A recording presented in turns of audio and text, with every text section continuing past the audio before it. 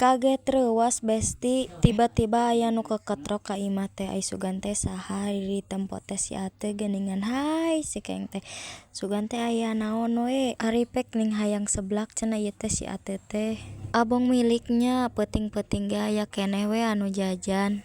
Heueuh atuh da di kampung mah da jarang aya nu jajan peuting teh besti. Komonya lamun misalkan jajanna tengah peuting mah sok ditempo heula geuningan ditaong heula. Da sok rada sararieun geuningan besti di kampung mah beda jeung di kotanya. Da geuning di kampung mah sok loba beja carita horor jadi sok kabawa suasana gitu besti. Ah poho we tukana seblak jadi ujug-ujug asak ieu teh seblakna. Seblakna nyi Ate ieu teh aya baso aci mie tiaw jeung basonya besti. Kesenangna cenah ieu mah berkuah jadi alim kulet. Nah alhamdulillah ya udah beres bikin seblakna kantun we lah menggoler ieu teh.